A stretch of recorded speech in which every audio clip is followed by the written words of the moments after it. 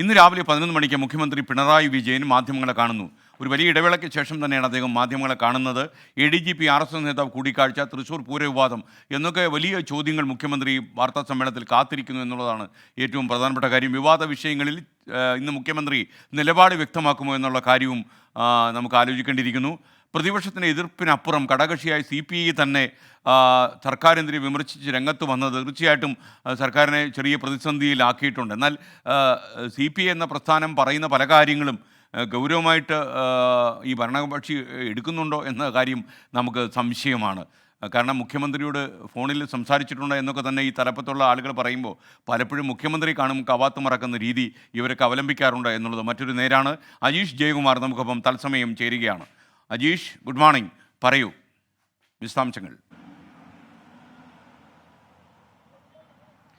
Good morning SKN. എന്തായാലും രാഷ്ട്രീയ കേരളം ഏറെ ആകാംക്ഷയോടെ കാത്തിരിക്കുന്നത് മുഖ്യമന്ത്രിയുടെ 11 മണിയുടെ വാർത്താ സമ്മേളനത്തിനാണ്. മറ്റൊരു പ്രധാനപ്പെട്ട രാഷ്ട്രീയ കേരളം കാത്തിരിക്കുന്ന ഒരു വാർത്ത, ADGP MR അജിത് കുമാർ നടത്തിയ അന്വേഷണ റിപ്പോർട്ട്, തൃശൂർ പൂരം അലങ്കോലപ്പെട്ടതുമായി ബന്ധപ്പെട്ട അന്വേഷണ റിപ്പോർട്ട് അത് DGPക്ക് എന്ന് കൈമാറും. അതിൻ്റെ ഉള്ളടക്കം എന്താണ് എന്നുള്ളതാണ്. ഈ രണ്ട് കാര്യങ്ങളാണ് ഇന്ന് രാഷ്ട്രീയ കേരളം ഏറെ ആകാംക്ഷയോടെ കാത്തിരിക്കുന്നത്. മുഖ്യമന്ത്രി ഏതാണ്ട് ഒരു മാസത്തിന് ശേഷമാണ് മാധ്യമങ്ങൾക്ക് മുൻപിൽ എത്തുന്നത്. 2 മാസം മുൻപ് വയനാട് ദുരന്തമുണ്ടായപ്പോഴും ഹേമ കമ്മിറ്റി റിപ്പോർട്ട് പുറത്തു വന്നതിന് പിന്നാലെ മുഖ്യമന്ത്രി വാർത്താ സമ്മേളനം നടത്തിയിരുന്നു. അതിനുശേഷം രാഷ്ട്രീയ കേരളം കണ്ടിട്ടില്ലാത്ത വിധത്തിൽ വലിയ മാലപ്പടക്കങ്ങളാണ് ആരോപണങ്ങളായി PV അൻവർ MLA ഉന്നയിച്ചത്. അതിനുശേഷം മുഖ്യമന്ത്രി മൗനം തുടരുകയായിരുന്നു. ഇടയ്ക്ക് ഒരു പരിപാടിയിൽ വെച്ച് മാധ്യമങ്ങളെ ശകാരിച്ച് മുന്നോട്ട് പോയെങ്കിലും ഒരു വാർത്താക്കുറിപ്പ് ഇറക്കാൻ പോലും മുഖ്യമന്ത്രി തയ്യാറായിരുന്നില്ല. മുഖ്യമന്ത്രി ഇന്ന് വീണ്ടും മാധ്യമങ്ങൾക്ക് മുന്നിലെത്തിയാണ്. ഒരുപാട് ചോദ്യങ്ങൾക്ക് മുഖ്യമന്ത്രി ഇന്ന് ഉത്തരം നൽകും. പ്രധാനമായും തൃശൂർ പൂരം അലങ്കോലപ്പെട്ടതുമായി ബന്ധപ്പെട്ട വിവാദങ്ങളാണ്. ഇത് ഗൂഢാലോചന എന്നാണ് പ്രതിപക്ഷവും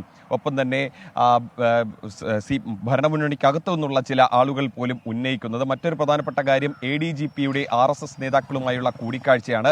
2 RSS നേതാക്കളുമായി ADGP കൂടിക്കാഴ്ച നടത്തിയെന്ന വിവരം വെളിപ്പെടുത്തൽ ഉണ്ടായിട്ട് പോലും മുഖ്യമന്ത്രി ADGPയെ സംരക്ഷിക്കുന്നു എന്നൊരു ആരോപണമാണ്, എന്നൊരു വിമർശനമാണ് CPIക്കുള്ളിൽ പോലും ഉണ്ടായിട്ടുള്ളത്. കഴിഞ്ഞ ദിവസം LDF യോഗത്തിൽ ചേർന്നപ്പോൾ പോലും എല്ലാ ഘടകകക്ഷികളെയും മുഖ്യമന്ത്രി അനുനയിപ്പിച്ച് നിർത്തിയത് പോലും അന്വേഷണം വരട്ടെ, DGPയുടെ അന്വേഷണ റിപ്പോർട്ട് വരട്ടെ, അതിനുശേഷം നടപടി എന്നായിരുന്നു. DGPയുടെ അന്വേഷണ റിപ്പോർട്ട് വരാൻ ഇനിയും 14 ദിവസങ്ങൾ ബാക്കിയുണ്ട്.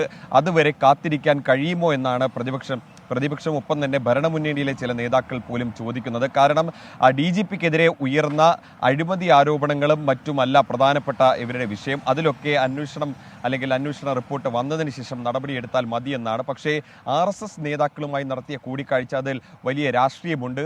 അത്തരത്തിൽ കൂടിക്കാഴ്ച നടത്തുന്ന ഒരു ഉന്നത ഉദ്യോഗസ്ഥനെ എന്തിന് മുഖ്യമന്ത്രി സംരക്ഷിക്കുന്നു എന്നൊരു ചോദ്യമാണ് ഇവരും ഉന്നയിക്കുന്നത്. മറ്റൊരു പ്രധാനപ്പെട്ട കാര്യം ഈ DGPയെ മാറ്റുന്നതിനെ കുറിച്ചിട്ടാണ്, ADGPയെ മാറ്റുന്നതിനെ കുറിച്ചിട്ടാണ്.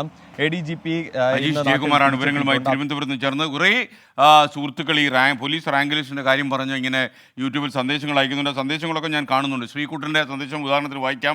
Save civil police rank list 537/2022. Police ജോലി എന്ന ഒറ്റ ലക്ഷ്യത്തിന് വേണ്ടി ഓടുന്ന ആയിരക്കണക്കിന് യുവാക്കളുടെയും അവരുടെ കുടുംബങ്ങളുടെയും പ്രതീക്ഷയാണ് ഈ 537/2022 ലിസ്റ്റ്. ആ ലിസ്റ്റ് പാഴാകുന്നതിന് മുമ്പ് ആരെങ്കിലുമൊക്കെ നിയമിക്കണം എന്നാണ് അവർ പറയുന്നത്.